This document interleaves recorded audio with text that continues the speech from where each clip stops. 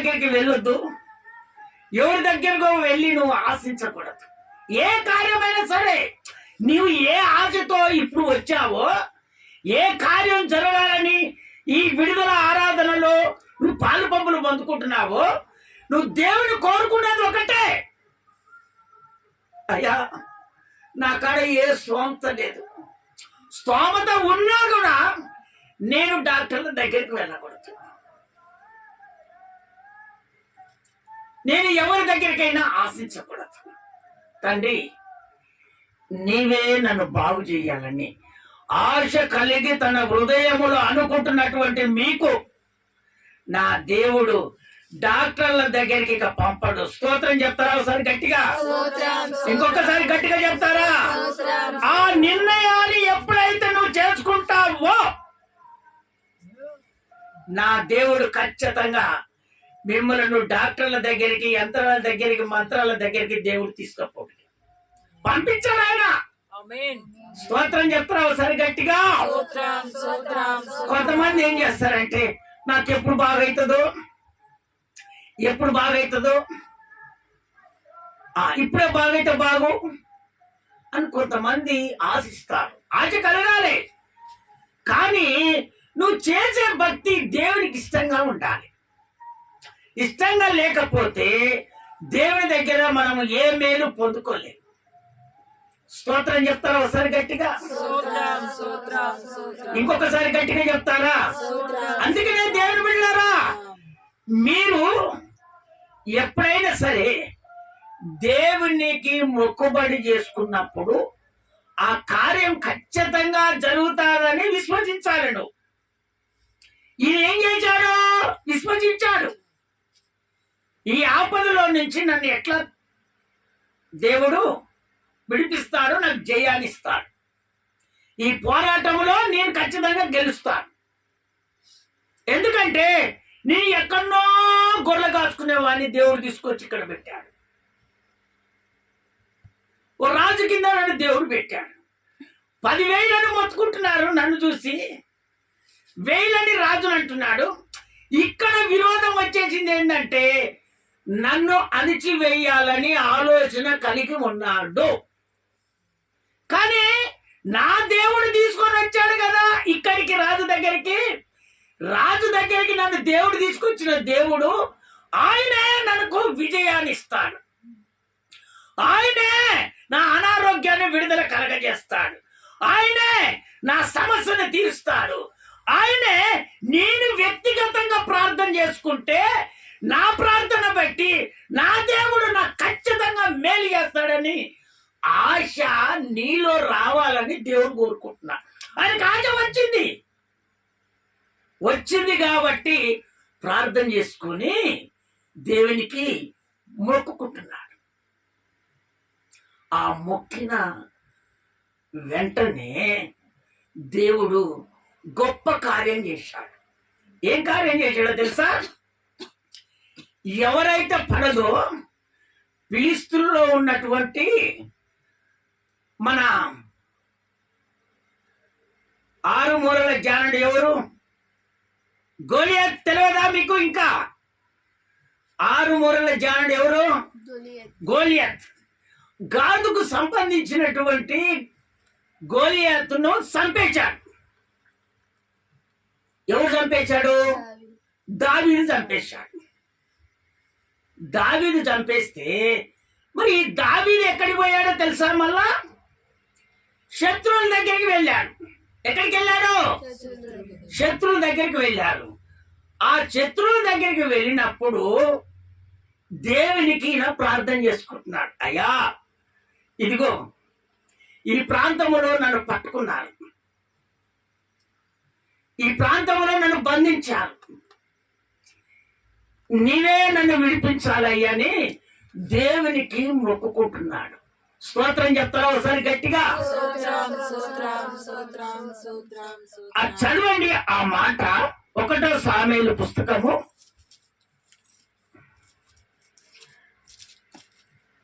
21వ అధ్యాయము 10వ వచనం ఒకసారి చదివి వినిపించున్నాను. అంతటా దావీదు సౌలునకు భయపడినందున ఆ దినముననే లేచి పారిపోయి గాతు రాజైన అకీషు యొద్దకు వచ్చాడు. ఎక్కడికి వెళ్ళాడు? ఆకీషు యొద్దకు వచ్చాడు. ఆ ఫిలిష్తీయులనే చంపాడు. ఈయన ప్రాణం పోద్ది. ఈయన అవుపడితే అక్కడ వాళ్ళు ప్రాణం తీస్తారు.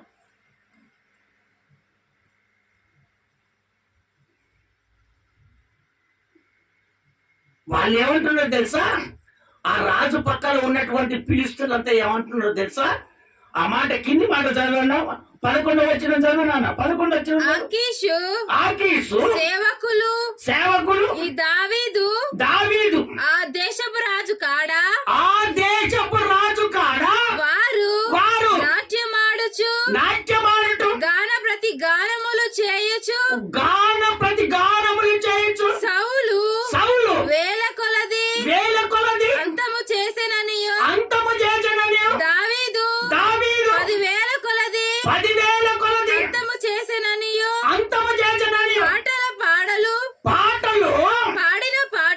పాడిన పాటలు ఇతని గూర్చినవే గదా అని అతనిని బట్టి రాజుతో వీళ్ళు మాట్లాడుతా ఉన్నారు. ఈయన ఎక్కడికి వచ్చారు? ఆకీషు పడినటువంటి రాజు దగ్గరికి వచ్చేసాడు. స్తోత్రం చెప్తారా ఒకసారి గట్టిగా? ఎప్పుడు వచ్చాడు? దేవునికి మొక్కుబడి చేసుకున్నాడు. ఈ సమస్యకి వెళ్ళి నన్ను విడిపించాలి ప్రభా, ఆ శత్రువుల చేతిలో నేను చావకూడదు. కానీ వెళ్ళాడు, వాళ్ళు బంధించారు. ఆ బంధకాలకి వెళ్ళి వస్తాయని తెలుసు, అందుకనే దేవునికి ప్రార్థన చేసుకున్నాడు, మొక్కుబడి చేసుకున్నాడు, మొక్కాడు. అని ఎప్పుడైతే మొక్కాడో దేవుడు ఆ ప్రార్థన దేవుడు ఖచ్చితంగా అంగీకరించి వాళ్ళు అంటున్నారు, అయ్యా మనోని చంపలేదా? ఈయన ఇశ్రాయేలు రాజు కాదా? సౌలు కింద ఉన్నటువంటి వాడు కాదా? సౌలుకు 1000, దావీదుకు 10,000 అని స్తుతిగానాలు చేయలేదా? రాజా, ఇతని ఏ విధం చేతనైనా సరే ఏం చేయాలి? చంపాలి. ఇతను బంధించినటువంటి బంధకములు ఖచ్చితంగా నెరవేర్పు కావాలి, ఇతడు చావాలి అని కింద ఉన్నటువంటి భటులంతా ఆ రాజుకు ఎక్సుగా చెప్తా ఉన్నారు. ఎక్సుగా చెబుతుంటే దేవుడు ఇతనికి ఏమిచ్చాడో తెలుసా? ఎర్రి మాటలు ఇచ్చాడు. ఇదిగో ఏమి తెలియనోని లెక్క దేవుడు అలాంటి కృప ఎవరికి ఇచ్చాడో? దావీదుకి ఇచ్చాడు. మాటలు రానోని లెక్క, తెలివి తక్కువ లెక్క. దేవుడు ఎప్పుడైతే ఆ మనసు అతనికి దావీదుకి ఇచ్చాడో అదే ప్రకారంగా చేస్తే ఆ రాజు దగ్గరికి పంపించినప్పుడు రాజు ఏమన్నాడు తెలుసా? ఓరేయ్, ఈ పనికిమల్లోని తీసుకొని వచ్చి నా దగ్గర తీసుకొని వచ్చారు, వీడిని పంపించేయి. తిక్కలోడు, పనికిరానోడు, ఇది పిచ్చి వేసినోడు, వీటితో మనకేది, పంపించేయాలి. స్తోత్రం చెప్తారా ఒకసారి గట్టిగా? ఇప్పుడు ఈయన ఎక్కడి నుంచి బంధించబడి బయటికి వెళ్ళాడు?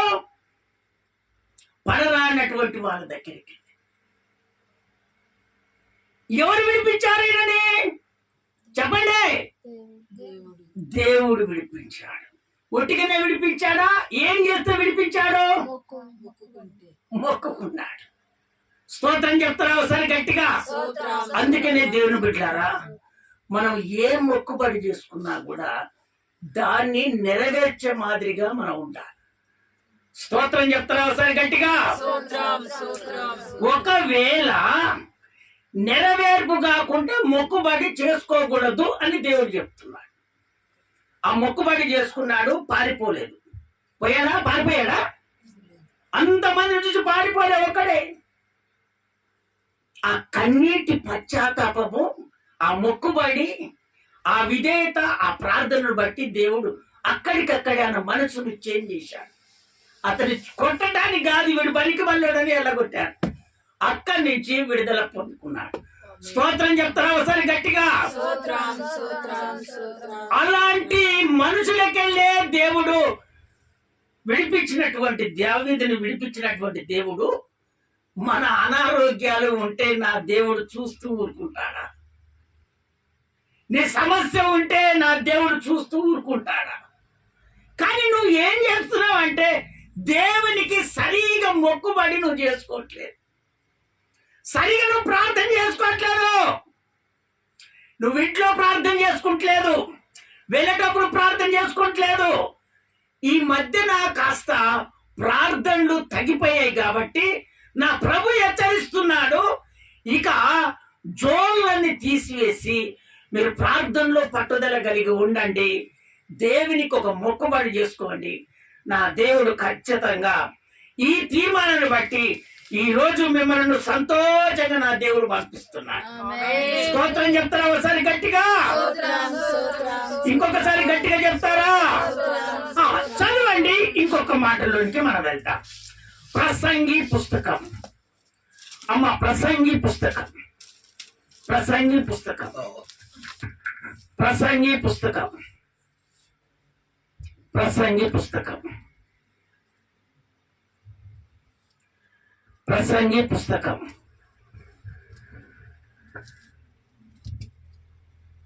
5వ అధ్యాయం 4వ వచనం. నీవు దేవునికి మొక్కబడి చేసుకొనిన ఎడల దానిని చెల్లించుటకు ఆలస్యము చేయకుము. చూసావా? కొంతమంది ఏం చేస్తారంటే నా కార్యం జరగాలని దేవునికి మొక్కుబడి చేసుకుంటారు. ఇప్పుడు మొక్కుబడి దావీదు చేసుకున్న నెరవేర్చలేదా? బుద్ధిహీనుల యందు ఆయన ఇష్టము లేదు. బుద్ధిహీనుల యందు ఆయనకు అస్సలు ఇష్టం లేదు.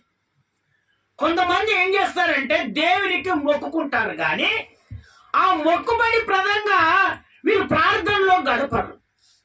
ఇప్పుడు వాక్యం వింటున్నారు దేవుని బిడ్డలారా, ఈ వాక్యం విన్నప్పుడు మొక్కుబడి చేసుకుంటున్నాం, దేవా ఈ రోజు నుంచి నేను ఖచ్చితంగా ప్రార్థనలో ఉంటాను, నా కార్యం జరిపించయ్యా అంటే నా దేవుడు చేసేస్తాడు, ఆ కార్యం చేసేస్తాడు. కానీ నువ్వు మొక్కుబడి చేసుకుంటున్నావు కానీ ఆ కార్యం చేసిన దాకా నువ్వు ప్రార్థన చేసుకోవట్లేదు. అందుకనే దేవునికి ఏదైనా ఒప్పుకుంటే దేవుని బిడ్డలారా మరిచిపోకుండా దేవునికి ఏదైతే ఒప్పుకుంటారో అది కంపల్సరీ నెరవేర్చే వారిగా ఉండాలంట. అదే మాట మళ్ళీ చదువు 4:5. అదే మళ్ళీ చదువు. నీవు దేవునికి మొక్కుబడి చేసుకుని ఎడల దానిని చెల్లించుటకు ఆలస్యము చేయకుము.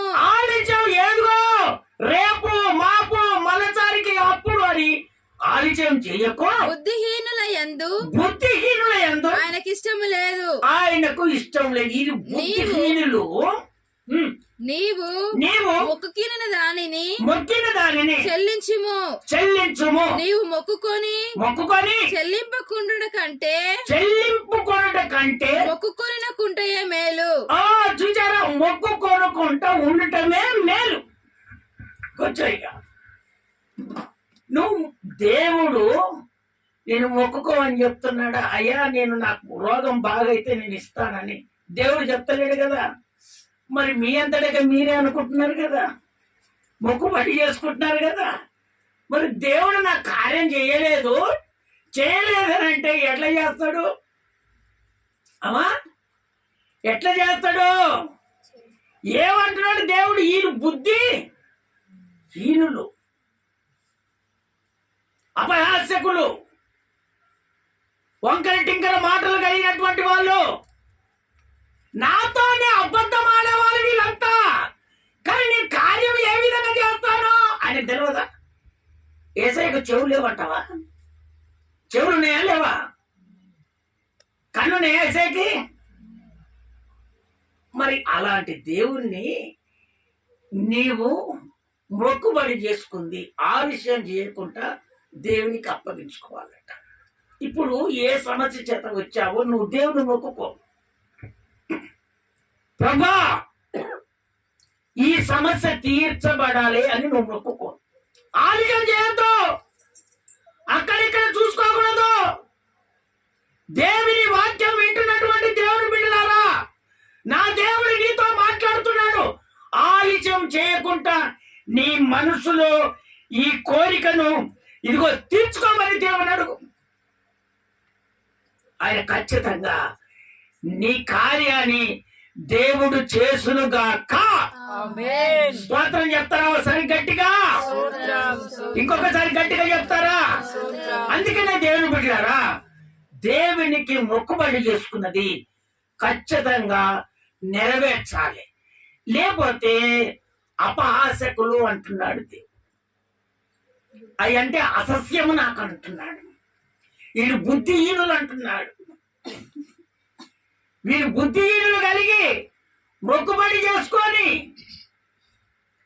నాకు ఇవ్వట్లేదు కాబట్టి, ప్రార్థన చేయట్లేదు కాబట్టి అనారోగ్యాలు పోవట్లేదు, సమస్యలు తీరట్లేదు, అక్కడక్కడనే ఉన్నాయి. ఏమా నీ అనారోగ్యం పోలేదంటే ఇదే, ఇందుకే. అందుకనే బుద్ధిహీనులు కాకుండా దేవునికి మొక్కుబడి చేసుకున్నది ఖచ్చితంగా నువ్వు నెరవేర్చు. నా దేవుడు ఏ అనారోగ్యం రాకుండా, నీ కుటుంబంలో ఏ సమస్య లేకుండా నా దేవుడు కార్యం చేస్తాడు. స్తోత్రం చెప్తారా ఒకసారి గట్టిగా? ఒక్క మాట చెప్పి నేను ముగిచ్చేస్తాను.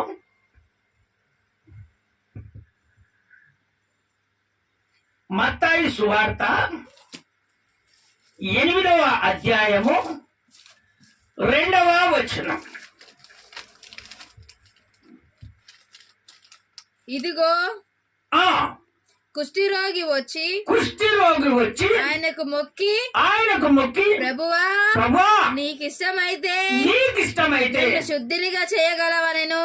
నన్ను శుద్ధినిగా చేయగలవనెను.